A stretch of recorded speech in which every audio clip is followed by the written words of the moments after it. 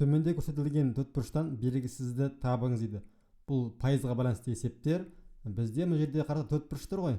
Осы жердегі төртбұрыш жасылмен толық егер толы болатын болса, ол бізде 100% болады.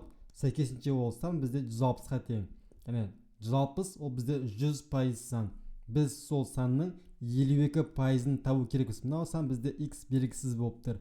Енді біз осы белгісіз санды табу үшін сәйкесінше біз көбірек әдісі бойынша мына екеуін көбейтеміз да, и сәйкесінше 100%-ға бөлсек жеткілікті. Сонда бізде x белгісіз сан бізде былай шығатын болады. Сәйкесінше 160 көбейтілген 52% бөлімінде 100% болады.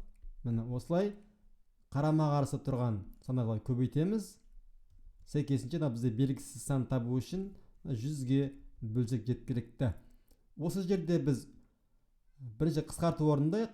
Бұл жерде біз пайыз бен пайызсыз тастаймыз. 160-тағы 0 мен 100-дің бір нөлін сызып тастаймыз. Екеуінде 0 мен 0 сызып тастаймыз. Екеуі қысқарып кетті. Екеуі 10-ға қысқарып кетті. Енді 10-ға қысқартсақ болады, бірақ біз сәйкесінше 16 мен 52-ні көбейтіп 10-ға бөлген кезде үтір жылжытып қоя саламыз. Онда 10-дық бөлшектен шығатын ол біздің санымыз. Онда біз 16-ға 52-ні көбейтіп жіберейік. Біз 16-ға 2-ні көбейтсек 12 бір ойда болады. 2-ге 1 көбейтеміз 2, ойдағымен 3 болады. Сәйкесінше мына жерде 5-ке 6-ны көбейтеміз, ол 30 болады бізде. 3 ойда 5-ке 1 көбейтеміз 5, ойдағы 3 пен 8 болады. Сәйкесінше қосып шығамыз 2, 3, 8. Сонда бұл жерде бізде 832 деген сан шығады. Бізде мұнда жаңағы бөлімінде 10 бар. Бұл 10-ға бөлетін болсақ, біз мына алымындағы саннан бір үтір қайыра саламыз. Сонда бұл бізде 83 үтір 2 болады. Сонда 83,2 деген сан шығады. Біз мына жерге жауапты жазамыз 83,2 деп. Жауап жазатын болсақ 83 үтір немесе 2 деп қоямыз. Бізде тексерудің 3 мүмкіндігі бар. Сәйкесінше тексеріп алсамыз, бізге дұрыс деген белгі береді. Мұнда бізде дұрыс берген санның біреуі болды. Жаңа есеп басамыз. Бізге бұл жерде 2,8 деген мұнда сан берілген. Және бұның пайызы белгісіз. Ал бізде мынау егер толық толған болса, онда біздің 100%-ымыз сәйкесінше 20-ға тең екен. Сонда бізде белгісіз пайызды табу керек. Біз қанша пайызға тең екен, яғни 20 санының 2,8 деген саны, оның қанша пайызы деген сұрақ бұл бізде.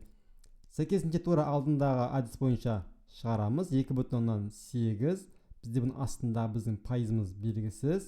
Ал мұнда бізде 20 деген сан бар, ол бізде сәйкесінше 100%-ға тең болып тұр. Бізде пайыз белгісіз болып тұр. Енді қарама қарсы біз көбірек әдіс бойынша екенін көбейтеміз и бөлеміз 20-ға. Сонда бізде белгісіз санымыз шығатын болады. X тең белгісіз сан бізде белгісіз пайыз 2,8 көбейтілген 100% бөлеміз 20 деген санға. Бұл жерде де қысқарту орындаймыз. Бірінші мынау 0 мен 100-дің бір 0 мен 20-ның бір 0-ін сызып тастайық. Бізде мұнда 2,8 бен 10 қалды. Екеуін көбейтіп алайық бірінші. Бізге 10-ға көбейту оңай, өйткені біз 2,8 деген үтірді 8-дің артына жылжыта саламыз. Сонда ол бізде 28 шығады. Бөлеміз 2-ге. Енді 28 2-ге бөлетін болсақ, ол бізде 14 деген сан шығады. Яғни бізде мына пайызымыз мына жерде 14% болады. Енгізіп көрейік. Енгізсек, мына 14 деп жазамыз. Бұл бізде 14% болады. Тексеріп басамыз. Дұрыс деген бізге белгі береді. Тағы да жаңа есеп басамыз. Бізде жаңа есеп 49% берілген, ол сәйкесінше 49-ға тең. Ал бізде 100% сәйкесінше барлық сан бізде белгісіз. Егер бізде мынау көк ұяшығымыз толық толған болса, сәйкесінше 49 деген санымыз ол толық қанша болады деген сұрақ. Бізде бұл барлығы белгісіз болып тұр. Сәйкесінше біз бұлай мына екеуін көбейтіп аламыз да и 49-ға бөлеміз. бұл жерде есеп өте оңай, өйткені 49% бен сәйкесінше сан тең болып тұр. Олай болса 49 бізде 100% толған болса, бұл 49 да сәйкесінше 100-ге тең болады. Олай болса енді шығар жолына келетін болсақ, бізде бұдан x белгісіз болатын болса, x тең болады. Біз мына екеуін көбейтеміз, қарама қарсы тұрғандарды көбейтеміз. 49 көбейтілген 100 бөлінген қайттан 49. Енді 49-ды 100-ге көбейтіп қайттан 49-ға бөлсек, 49 екеуі қысқара салады ғой. Бәрібір де сол 100 деген сан шығады бізде. Осы жауап бізде мына 100 деген санды шығатын болады. Жауабын енгізейік. Бізде жауабы 100 шығады.